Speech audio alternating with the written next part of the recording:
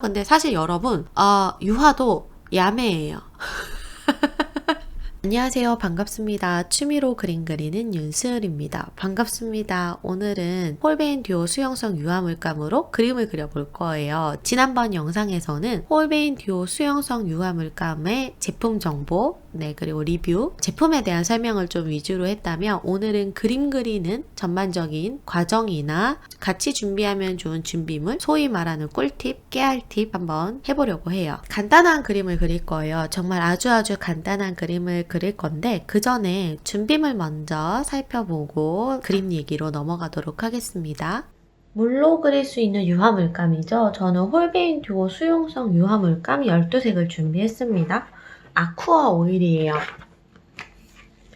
재료 설명은 이전 영상에서 했으니까 생략하도록 할게요. 그리고 보조제는 퀵드라이 리퀴드와 린시드 오일이 있는데 저는 린시드 오일만 사용할 거예요. 퀵드라잉은 비율 조절을 해주셔야 하기 때문에 초보자분들은 처음에 사용하지 않는다고 생각해 주시면 좋을 것 같아요. 그리고 사실 저도 아직 사용해 본 적이 없어요. 왜냐면 제가 전시회를 해야 돼서 급하게 마무리를 해야 되는 그런 일정이 있거나 그런 것도 아니고 그냥 취미로 그림을 그리는 거였기 때문에 한 번도 요거를 사용해 본 적이 없어요. 그리고 요거를 사용했다가 혹시나 이제 배합 비율 때문에 컨디션이 떨어질까봐 그런 점 때문에 사용해 보지 않았는데 급하게 그림을 그리셔야 되는 분들은 사용해 주시면 좋을 것 같아요. 오늘은 빼겠습니다. 그리고 붓. 홀베인 듀오 수용성 유화 물감을 사용할 것이기 때문에 인조모 붓을 준비할게요. 홀베인 220F 하드 리세이블 브러쉬이고요. 크기는 2호, 8호, 16호입니다. 지금 이 크기가 딱 좋은 것 같아요. 홀베인을 만약에 사용하신다 하시면 이 호수가 좋은 게 넓은 부분, 중간 부분, 세밀한 부분 표현하기가 딱 좋아서 이렇게 저는 준비해 줄게요. 2호, 8호, 16호. 그리고 이렇게 타원붓을 준비해 주시는 게 좋아요. 유화 그림 그릴 때는 요 쉐입이 가장 편하거든요. 많이 쓰이고 편하기 때문에 이렇게 납작한 타원형 붓을 준비해 주시면 좋을 것 같아요. 그리고 나이프는 큰 그림을 그릴 게 아니다. 그리고 이제 나는 유화를 한번 테스트해 보려고 산 거지 쭉 사용할 일이 없다 하시면은 이거 굳이 구매하지 않으셔도 되는데 저는 하나쯤은 있는 게 좋다고 생각해요. 가장 기본적인 형태가 요 형태이거든요. 근데 이거는 제가 진짜 저렴하게 사서 10년 넘었는데 여기가 다 녹이 슬었어요. 네. 그리고 요거는 홀베인 MX 나이프인데 훨씬 더 탄탄해 보이고 각도도 휘어져 있죠? 네.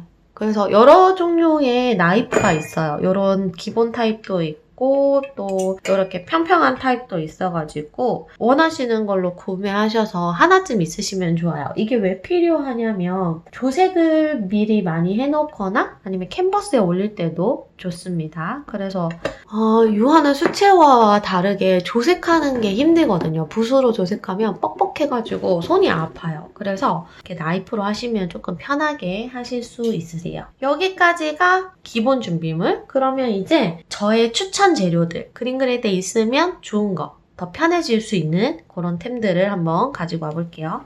얘네 치우고요. 첫 번째는 종이 팔레트입니다.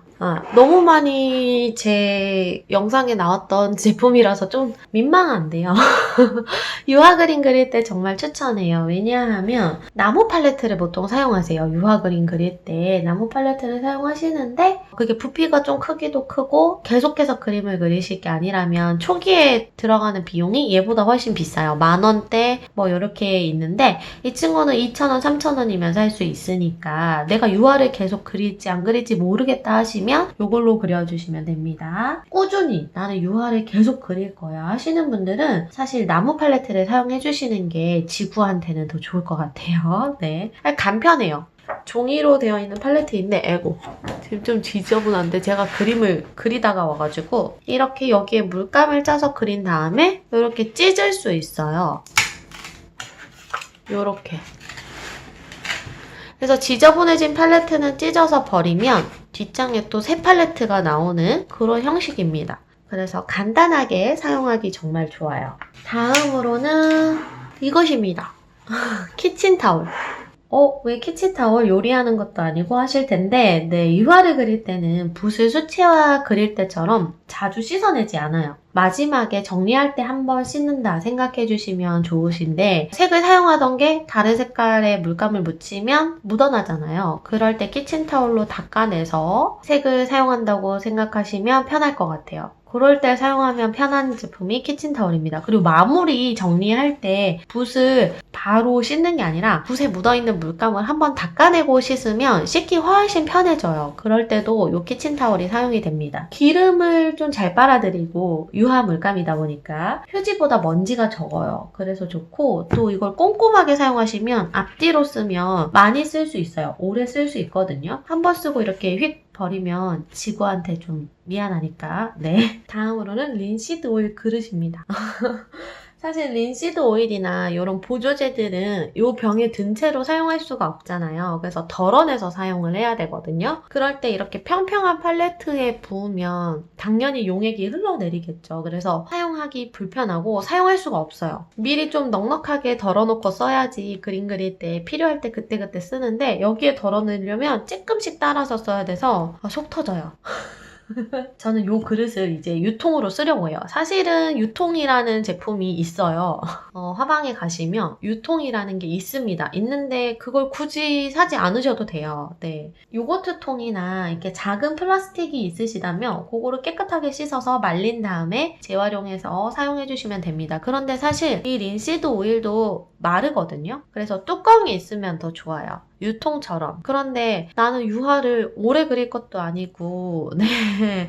그리고 이 린시드 오일이 쓰다 보면 색이 탁해지거든요. 물감이 섞여서. 그래서 저는 그렇게 뚜껑을 해두고 오래 사용하기보다 소량만 덜어내서 사용하고 남은 건 닦아서 버리고, 대신에 많이 남지 않게 그렇게 해서 쓰는 게 저는 제 스타일에 더 맞더라고요. 그래서 그냥 유통을 구매하시는 것보다 이렇게 플라스틱 재활용해서 사용해 주시면 좋을 것 같아요. 수채화 팔레트로 쓰고 있는 그릇인데, 이제 이거는 린시드용으로 사용할 겁니다. 그리고 마지막으로 보여드릴 것은 케이스가 없어요. 아쉽습니다. 왜냐면 제가 쓰고 있던 제품이라 가지고 지금 물이 좀 묻었어요. 방금도 쓰고 왔거든요. 비누입니다. 이거는 일반적인 유화를 그리실 때는 필요 없는 재료인데, 듀오 유화, 물로 그리는 유화를 그리실 때는 이게 필요하세요. 왜냐면은 마무리할 때 물과 비누로 붓을 씻어주기 때문에 필요한 재료예요. 그리고 수채화를 그리시거나 아크릴을 그리실 때도 제가 항상 요거를 추천을 해요. 왜냐하면 붓 컨디션을 오래 유지할 수 있기 때문에. 사실 좋은 붓을 사는 것보다 붓을 오래 좋은 컨디션으로 유지하는 게 더 중요한 부분이잖아요. 어떻게 보면. 네, 그래서 요 붓 비누는 하나 추천을 드립니다. 이거 하나 사면 진짜 오래 쓸 것 같지 않나요? 잘 써요, 오래. 저는 굉장히 잘 쓰고 있는 템입니다. 재료는 이렇게 총 8개의 재료를 준비해 주시면 돼요. 세척도 필요하시고, 뭐 유통도 2개 정도 필요하시고, 이렇게 그런 것들이 필요하신데, 듀오 물감은 물과 비누로 씻으면 되니까 그런 거가 필요가 없어요. 그래서 재료가 조금 더 간단한 느낌이고, 마무리할 때도 조금 더 편한 느낌이 있습니다. 그럼 이제 한번 그림을 그려볼게요. 그리고 재료 설명에서 캔버스를 빼먹었는데, 그림을 그리려면 당연히 캔버스 종이가 있어야겠죠. 유화는 캔버스에 그림을 그리는데 지금 빛이 많이 반사돼서 일단 뜯으면서, 초보자분들이 연습용으로 사용하시기에 가격 대비 괜찮은 것 같아요. 저도 이거를 연습용으로 사용하고 있는데, 이유가 뭐냐면 젯소가 미리 칠해져 있어서 어느 정도 두께로, 그래서 사전 작업을 하거나 추가 작업을 할 일이 없이 그냥 바로 그림을 그릴 수 있어요. 그게 너무 편하고 좋아서 그냥 연습용으로 사용하고 있는 캔버스입니다. 그리고 캔버스는 정방, 인물, 풍경, 해경 타입이 있어요. 그런데 이 캔버스는 해경은 없는 것 같고 정방, 인물, 풍경만 있는 것 같아요. 네, 각각의 타입에 따라서 사각형의 비율이 달라지기 때문에 미리 꼭 규격표에서 사이즈를 확인하시고 크기를 확인하시고 이제 원하는 비율의 타입으로 골라서 구매하시면 됩니다. 그럼 이제 진짜 그림 그려볼게요. 근데 너무 쉬워요. 정말 쉬운 구름 그림입니다. 사실 하늘은 망치는 게 없는 것 같아요. 어떻게 그려도 그 모양의 구름이 하늘에 언젠가는 있을 것 같은, 네, 그런 느낌이라서 제일 편안하고 부담 없고 네, 쉽고 재미있는 소재라고 생각해서 하늘 그림을 한번 그려볼 건데요. 그냥 하늘은 아니고 약간 밤이 될랑말랑한 네, 밤이 될랑말랑한 그 직전의 경계에 있는 것 같은 하늘? 그냥 보라색 하늘? 네네. 보라색 하늘을 한번 그려볼 거예요. 구름이 잔뜩 껴있는 아주 짙은 그런 느낌을 그려볼 거예요. 가장 먼저 색깔을 미리 만들어주시면 좋아요. 그런데 어떤 색깔들을 사용할 거냐면 가장 크게 보이는 색깔들로 배치해 줄 거예요. 이게 무슨 소리지? 하실 수도 있는데 가장 크게 보이는 넓은 면적으로 보는 연습을 한다고 생각하시면 돼요. 이때 물감이 많이 필요하다면 미리 색을 조색해 주시는 게 좋아요. 캔버스 사이즈가 크다 아니면은 뭐 저처럼 보라 색깔이 거의 줄을 이룬다 그럼 보라 색깔이 많이 필요하잖아요. 그러면 미리 조색을 해 주시는 게 좋아요. 왜냐하면 수채화랑 다르게 색을 섞는 게 힘들어요. 붓으로 이렇게 섞으면 좀 팔목이랑 어깨가 아프거든요. 그래서 미리 나이프로 색을 충분히 조색을 해두시고 너무 많이 조색해두시면 남기 때문에 네, 적당량 조색을 해두시고 시작해주시면 좋아요. 구름의 위치를 대강 잡으면서 넓게 보면서 가장 많이 보이는 색깔을 칠한다는 느낌으로 전체적으로 칠해줍니다. 지금 이 작업은 스케치랑 비슷해요. 네, 저는 유화를 그릴 때는 스케치는 따로 하지 않고 이렇게 초벌을 칠하면서 미리 위치를 잡아주는 그런 걸 동시에 해버리거든요. 근데 사실 여러분, 유화도 야매예요. 제가 배우긴 배웠는데, 뭐 이렇게 정식 기관에 가서 배운 것도 아니고 그때도 취미 미술로 배웠는데 그렇게 막 엄청 많이 배운 것도 아니고 그림 몇 개 그려본 게 다고 기초부터 천천히 안 배웠어요. 그러니까 배운 게 잘 기억도 안 나고 네, 야매입니다. 그래서 저는 초벌을 하면서 스케치를 하는데 요거를 참고해서 따라 하시면 좋을 것 같아요. 시간 단축이 되기도 하고 넓게 보는 연습도 되고 그래서 저는 좋더라고요. 그런 다음에 전체적으로 위치를 잡으면서 초벌칠을 해주셨다면 살짝 말려주세요. 이 상태에서 바로 물감을 올려도 돼요. 올리는 경우도 있어요. 그런 경우도 있는데 저는 지금 위에 조금 더 두껍게 그려줄 거거든요. 그러면 아래 발라져 있던 색들이 올라오거나 뭉개질 수도 있고 잘 안 올라갈 수도 있어요. 그래서 단단해질 때까지 서늘한 곳에서 그늘에서 말려주시면 돼요. 햇빛 아래에서는 안 되고요. 단단해질 때까지 말려주시면 되는데 어느 정도냐면 손가락에 힘을 빼고 네, 살짝 건드려 보았을 때 물감이 묻어나지 않을 때까지 말려주시면 됩니다.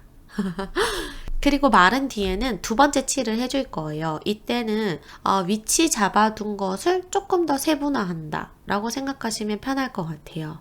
저는 진한 부분을 먼저 올리고 중간 톤이랑 하이라이트를 나중에 올려줄 거라서 구름의 가장 진한 색을 찾아서 칠해주시면 돼요. 가장 많이 보이는 색을 칠했잖아요. 보통 그게 중간 톤이거든요. 그래서 그 부분은 남겨두고 또는 그 부분은 올려도 돼요. 어차피 중간 톤을 또 한번 올릴 수도 있기 때문에 가장 진한 톤의 색깔을 만들어서 올려주시면 돼요. 그런 다음에 또 말려주셔야 돼요. 마찬가지로 손가락에 힘을 빼고 살짝 건드렸을 때 물감이 묻어나지 않을 때까지 말려주세요. 그리고 마지막으로 중간 부분과 하이라이트를 표현해 줄 건데요. 이 작업은 따로 하기도 하고 같이 하기도 합니다. 보통 큰 그림 그릴 때는 한 번에 못해요. 며칠에 나눠서 하니까 그림이 크다 보니까 따로 나눠서 해주는데 작은 그림 그릴 때는 한 번에 할 때가 많아요. 저는. 그리고 또 소재에 따라서도 좀 다른데 구름 같은 경우에는 하이라이트가 또렷이 올라오는 것보다 약간 믹스되면서 자연스럽게 올라오는 게 더 예쁠 것 같아서 동시에 해줄게요. 밝은 톤이 필요 없는 부분은 이 과정을 생략해 주시면 됩니다. 저기 저 멀리 보이는 것 같은 하늘은 그냥 생략할게요. 멀리 보이는데 너무 자세하게 표현하면 멀리 있는 것 같지 않아요. 네, 그래서 생략하고 중간 톤과 하이라이트 위주로 계속 붓을 터치를 하면서 쌓는다는 느낌으로 색을 쌓아간다는 느낌으로 해주세요. 그리고 만약에 중간 톤을 올렸는데 하이라이트가 잘 안 올라가. 물감을 너무 많이 해서 그럴 때는 말렸다가 또 한 며칠 말리셨다가 올려주시면 됩니다. 그리고 마찬가지로 말려주세요. 단단해질 때까지. 이 작업이 말리는 시간이 며칠이 걸려요. 초벌하고 한 이틀, 두 번째 칠하고 또 한 이틀, 밝은 부분이랑 하이라이트 칠하고 한 이틀, 그러니까 6일 정도 말려두셔야 돼요. 이제 말린 다음에 마지막 작업할 건데 달이랑 별 그려줄 거예요. 흰색 물감으로. 붓으로 그려주셔도 되고요. 그냥 겟리롤 펜으로 칠해주셔도 됩니다. 근데 저는 나이프로 올려줄게요. 나이프가 어색하신 분들은 붓으로 올려주시면 됩니다. 이렇게 올리면 끝입니다. 끝이에요. 유화로 그림 그리는 과정, 이게 끝입니다. 네. 너무 쉽죠? 네. 제가 손이 굳기도 했고, 또 처음 그리는 소재이기도 하고, 이제 초보자분들이랑 같이 그림을 그린다라는 생각을 하고 골라서 그런지 너무 쉬운 소재로 골랐나 봐요. 그래서 쉽고 간단하게 끝이 났는데, 어쨌든 예쁘니까, 네, 그럼 됐죠? 네. 그런데 수채화로 그리면 10분이면 그릴 그림인데, 네. 유화로 그리면 말리는 시간이 6일이니까 이렇게 시간이 오래 걸려요. 그것이 유화의 단점이기도 하고 매력이기도 한데요. 유화의 매력은 질감까지 표현되는 거, 이렇게 도톰하게 구름 부분, 달 부분이 도톰하게 올라오는 이런 질감까지 표현이 되는 거, 그리고 특유의 색감이 있어요. 느낌도 특유의 느낌이 있는데 확실히 수채화보다는 딥하고 깊이감 있는 색감이 나옵니다. 그리고 아주 부드러운 느낌? 수채화보다 훨씬 더 부드러운 느낌이 있어요. 그러면 수채화의 매력은 뭐지? 수채화의 매력은 물 번지는 느낌, 물 느낌, 그리고 빨리 그릴 수 있고. 이렇게 오늘 유화에 대해서 그림 그리는 과정에 대해서, 그리고 재료에 대해서 다시 한번 이렇게 간단하게 설명을 드렸는데, 오늘 영상도 도움이 되셨으면 좋겠어요. 처음 유화 그림을 그리시는 분들께. 유화를 안 그리시더라도 오늘 영상이 즐거우셨으면 좋겠습니다. 그럼 저는 다음 영상으로 찾아뵙도록 하겠습니다. 감사합니다. 안녕. 안녕.